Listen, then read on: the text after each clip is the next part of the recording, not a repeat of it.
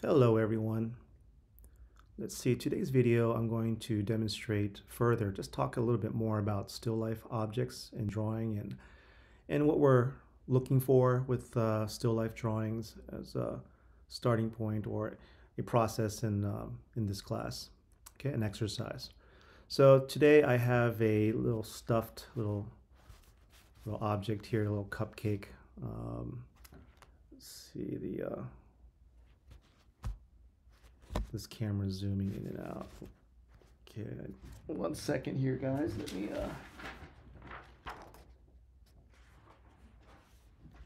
That's better. Okay.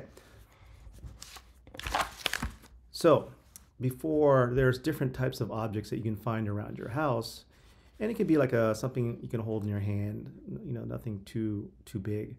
And then I'm using a 2B pencil, just a regular 2B pencil. It's not too light or too dark.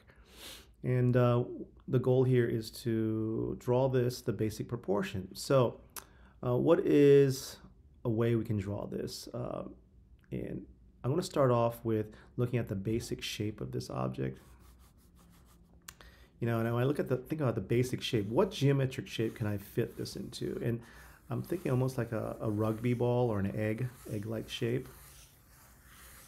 So there's my basic shape of the cupcake itself. And you notice I'm drawing fairly large. I highly suggest drawing a little bit larger, this size, actual size, or a little bit larger to begin with. And the reason for that is if you draw really tiny, it gets very precious, and I don't know, just the proportions looks very strange when it's like a small little cupcake versus an actual size, larger piece. Okay, next is I'm going to look at okay, I can measure the height and width. So you can tell that it's wider than it is taller. So I can use that technique by measuring with my pencil. That's the height, tip of the pencil, pinch it where it hits the bottom, turn it sideways. You can compare height and width of this object.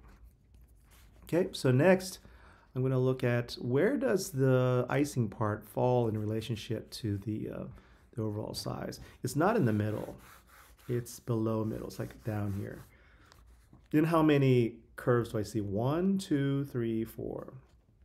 Okay, 1, 2, 3, 4. So I want to create that kind of rhythm. 1, 2, 3, 4. There you go. 1, 2. You see that little triangle shape, that little peak that goes up? I'm just going to rough in the individual fingers of the the icing on the top. So it divides into 4 separate shapes and forms, the way it's sewn onto the shape. So big shapes. And then I'm going to draw the little cherry thing on top.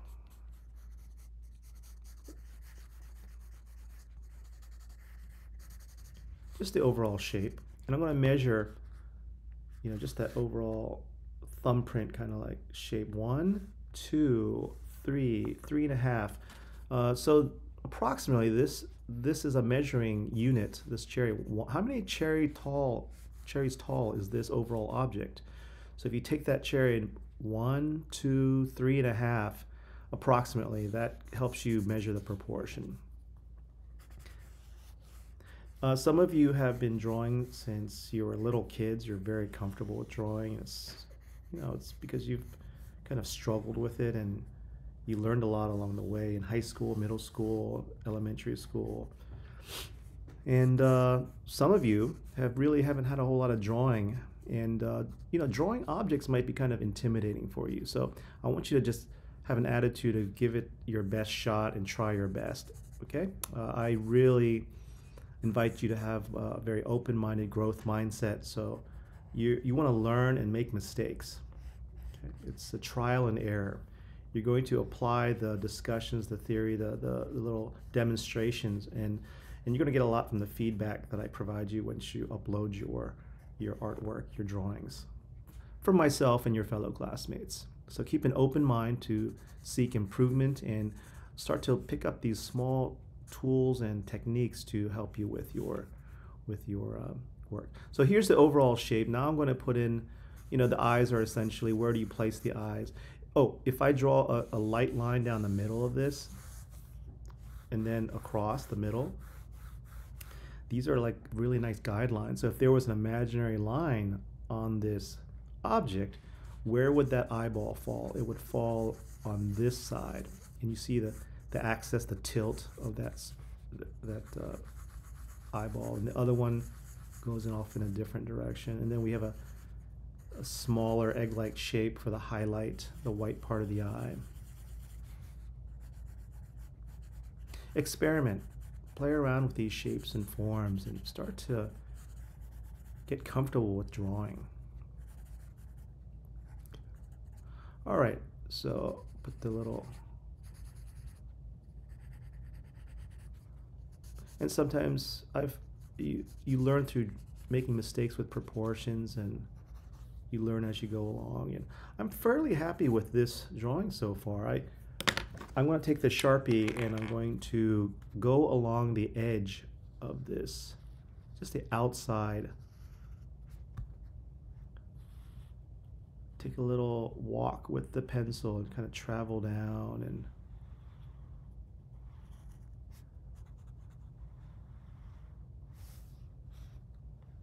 two, three, four. Just slowly look at the outside of this shape and form. Then we can go back in and kind of describe a little bit of the detail within. We don't need to worry about shading at this point. We'll get there later on in the semester. We'll talk about one step at a time. So we're just looking at seeing where you're at with your basic proportions and objects and shapes, and choose objects that you feel comfortable with. And then maybe extend yourself. Try an object that's a little bit more intimidating, a little bit because of a detail. You know, I thought this little cupcake thing was kind of easy, but this can be actually challenging as well, the proportions.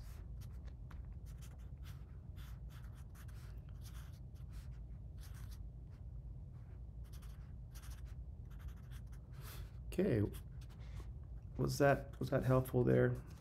I'll just put a little line in the background there.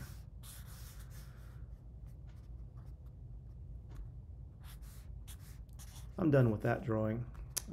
You know what? I want one little bit of shading right there. Yeah, there you go. So I'm happy with the basic shape and the form. So that's demonstration number 1. Let's see. The next one is going to be a cup, and I kind of drew the outline with the colored pencil already.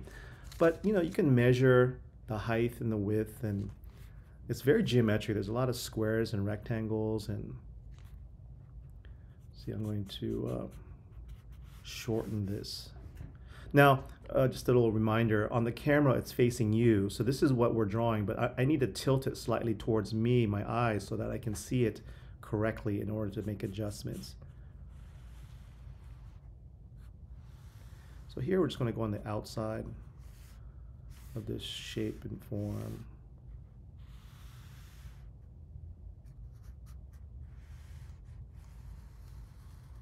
What do you think was the most difficult part about drawing this cup?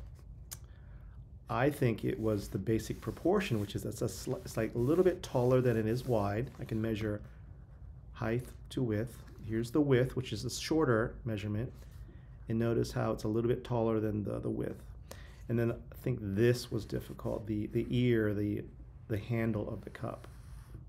So it's not a semicircle. You know, this is a semicircle. It's a distorted, it starts off a little bit higher at the top and it narrows. So you see the different angle. This is the angle of this curve here, and notice how the slope of this is a little bit more narrower at the bottom to give us the overall shape. And then the thickness of the handle from the side. You don't want to make it too thin or too thick. And then you can look at the negative space, the space within this shape of the enclosed shape of the handle.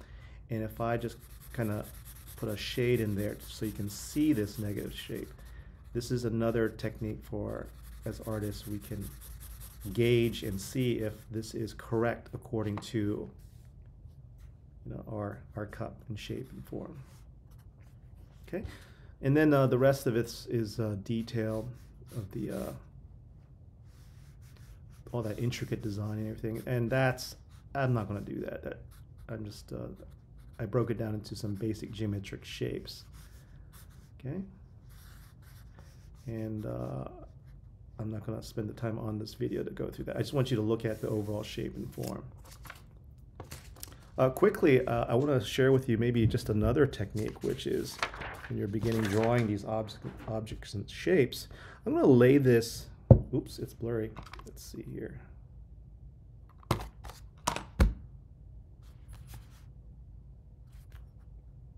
After this video, I have to figure out how to keep this darn external video sharp.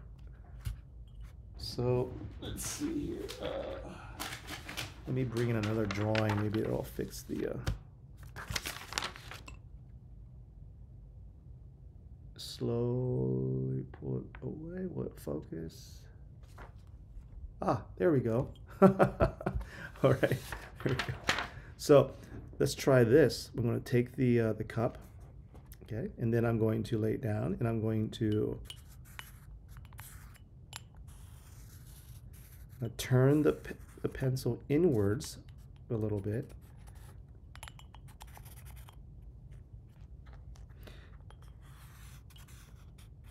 Let's take a look. Let's experiment, see if this works. Wow, look at that. So that is a starting point. I just copied it by tracing in the object. But then on top of it, I can go back and adjust. I can adjust. And instead of using a Sharpie, I could have done that with a pencil. I'm going to turn in just to get the ball rolling and to get the shape here. So here's my cup, and I have a starting point, and I can go back in and I can adjust it, clean it up, make the shape and the lines consistent, put in the details on the contour, the outside of the cup itself. And if I wanted to put some details of the eagle, thunderbird, or whatever, I can take the time to do that. So for some of you, that might be a starting point. You can measure left to right and just observe the shapes and forms that you see within this object. Okay, so that was that. And one last demonstration is I'm going to try to show you how to draw this skull here. Okay, this was fun. So this is let me get a piece of paper here. And I based this drawing off of this Halloween decoration I found discounted at CVS. So you can draw it from facing you, from an angle. And this is intimidating for a lot of drawers because look at all the reflections and the shapes. So for this one, I'm going to start off very simply, just the overall outside shape and the build up the shapes with simple geometric forms. So I'm going to start off with an egg-like shape. Okay, I'm going to tilt. I have to tilt the object, so bear with me. So there's the cranium, and then I'm going to attach a triangle to this. Look at that triangle. Yep, that represents the jawline. Okay. So there's my overall structure of the framework for the skull. And then I'm going to do the base. The base, if you look at it, it's like this shape, smaller. So I'm just going to stick that on there very. See, it's narrower at the top of and then wider at the base. All right. So I have the outside, the basic shape of the skull. So let me still stay focused on that, which is I'm going to go around this, and I'm just gonna, I want to get the bumps and the hills and the roundness, capture the overall. I'm happy with the thickness and the height and the width of this. So I'm going to walk with the pencil, draw around, just kind of. And when the object's this close, sometimes you got to close one of your eyes, your less dominant eye. So I want to just get the outside shape. Look at that, I simplified it for myself. I didn't make it so. There's the chin, there's the teeth, and where should the nose be? So the nose will be here. I'm gonna exaggerate the nose a little bit.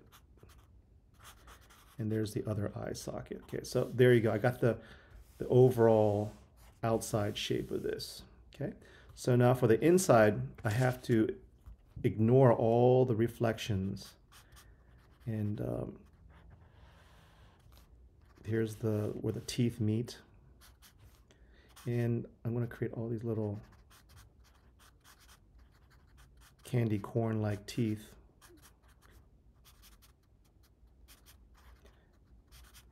And if you have an object like this a little bit more complex, give it a shot. Put some time into it. This is where you actually struggle, and from your mistakes, this is where you learn little techniques the more you try it over and over again. Now for the opening of the nose, watch this. I'm going to do a triangle, and I'm going to do 2 small triangles within this to do the nostrils. There's the nostril. And from the tip of the nose, I'm doing the slope. That's the ridge of the nose up there. This one has very bold, exaggerated bones of the eye here.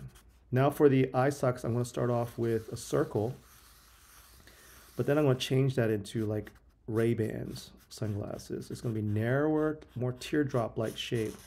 The outside's going to be a little bit wider. Look at that.